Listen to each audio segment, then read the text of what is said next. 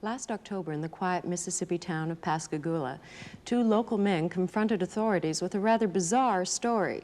Charles Hickson and Calvin Parker told of a strange craft landing near their fishing site and of being taken aboard by three unearthly creatures.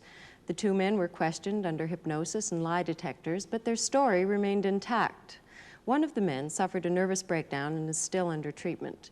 Among the skeptics were Ralph and Judy Blum, already at work on a UFO book. With W5 last week, Ralph and Judy returned to Pascagoula. Judy and I stumbled into this book. I mean, it came to us to be written. Suddenly we were in a wave of waves. UFOs were being seen across the country again. We were in what they call a flap. And people began experiencing things that they couldn't explain. Something was happening in our skies in the midst of Watergate, Agnew, the energy crisis, the Middle East. Something was happening and people couldn't understand what it was. We spoke about UFOs, but nobody really knew. And then it hit right here where we are. It hit Pascagoula. Charlie Hickson entered the news and we had a book to write. Something happened October of '73 that would go down in history. The spaceship came with many blue lights set down near them in the night. Three little men came out and took them inside. They looked him over with one big eye. They say what they saw was for real. They know they were the ones that saw the Pascagoula UFO. We were sitting on the other side of the pier with our feet, you know, over toward the river, fishing in the river. And the fish still wasn't biting, so I told Calvin, I said, well, you know, we might as well go home. But I guess that was when I heard it. It was some kind of zipping sound. And when I turned on around, in this area out here, about 40 or 50 feet out there, it was some kind of craft, you know. It looked like it's going to come right onto the ground. But it came on down and hovered about a foot and a half or 2 feet off of the ground. We didn't know what to do, you know. The river behind us and that out there not knowing what it was. So, and then before we had time to really do anything, it seemed like an opening appeared. And toward the end, it was, you know, toward us. And the blue light, it had blue flashing lights as it was, you know, approaching the ground, but then they went out, and when the opening appeared, some source of light came from the inside. It was just almost blinding. Sheriff Diamond, can you tell me just what happened that night? No, sir, I can't. All I can tell you is there was two men came into the sheriff's department approximately 8:30 and 9 o'clock. They were all excited, upset, wanting to climb the walls, hysterical, crying. That's actually all I know is what happened. I mean, as far as me seeing what happened, I don't know. Of course, we could see them in the opening coming from, you know, when it started out to craft. But Did you think it was people coming out at first? Well, they had I kind of thought it was people at first, you know, off like that. But of course, when they appeared there in front of me, it was the most shock I've ever had in my life. What did you see?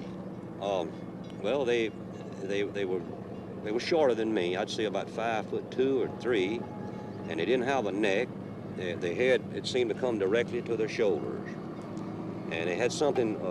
It came out to a point about where a nose would be, and on each side the ears. And I believe that they looked like they were a little longer on the ears than the nose. But still pointed the ears. They were still pointing, yes. But since I was down there, and since I was a physician, and several other scientists and investigators were asked to consult and look into the situation, I was asked would I mind if I would be present, and I said I wouldn't mind at all. And while it is still very difficult for us to believe that a spaceship landed and that robot-type creatures came out and actually took these two people into the spaceship, these men, in my opinion, believe that they saw this and that they were being honest in reporting what they have reported. But it seemed to me when they came out that doorway, or that opening or whatever it was, then just almost instantly they were right there on us. And their arms, they had arms, and I saw the arms moving here and in the shoulders. but they had webbed. I mean, their fingers were webbed, and then they had something like a thumb, and they were like this. We questioned them at length, and then we left the room and recorded every all the conversation they had, recorded between the two of them. And one of them kept wanting to pray. And he said, after all I went through on this earth, he said, why should I have to see something like this? Calvin Parker, I was questioning him, and at one time he wanted to climb the wall. That's how nervous and how shook up he was.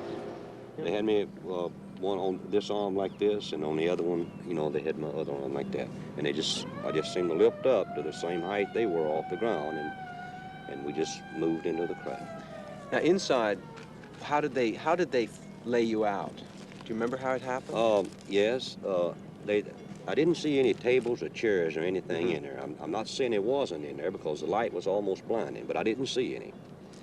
And when they carried me inside, they seemed to just lean me back, you know. And this eye, well, I keep referring to it as an eye, and it moved up to in front of me about this close. And it started right at my eyes, looking me right in the eye. And it hesitated there for a few seconds, and it just started moving over my entire body.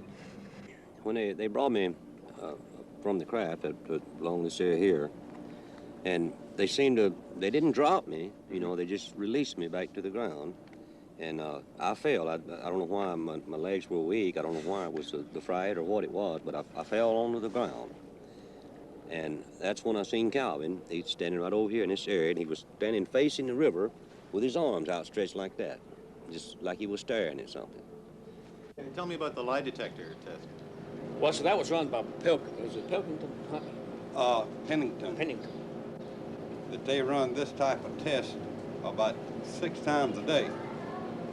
And when they were asked to come over here to talk to these people, they had in their mind that it was just a big joke. And if I understand it correctly, they ran one test on Mr. Hickson. The machine showed that he was telling the truth. Then they run another one. And then the examiner, he began to wonder himself. So he ran the third test, and he believed just what Mr. Hickson had told him. Mr. Booth, tell me what happened that night in October. Well, I got up and had turned off the TV and come to the front door, which you can see right behind me. Just as usual, checking to see if it was locked. So I looked out the window at the top, and naturally I saw this object above the street light out there. So naturally it caught my eye with the lights was on it. Couldn't hear any racket or anything. So I opened the door after a few seconds to step out to see if I could really tell what it was. It just took off.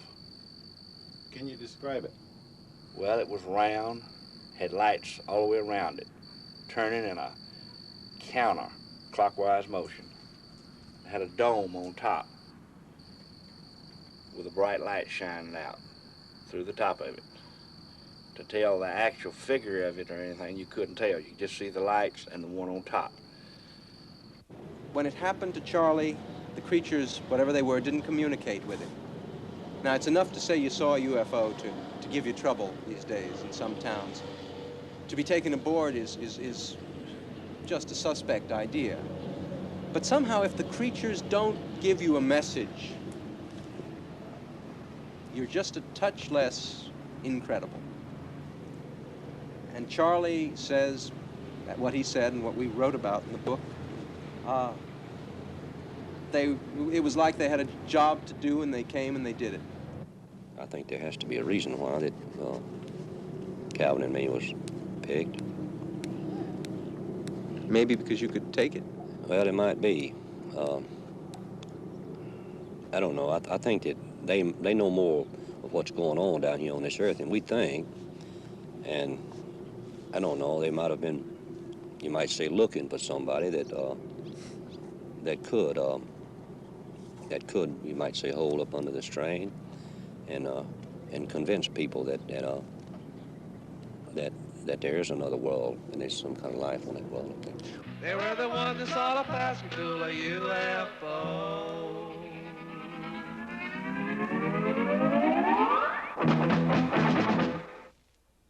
That's our program for this week. W5 will not be seen next week. We're going to repeat CTV's prize-winning inquiry on wiretapping in Canada, Hear No Evil. We'll be back on the 16th of June with a special wrapping up the federal election campaign to that date. On behalf of Carol Taylor and the entire W5 staff, I'm Bruce Phillips.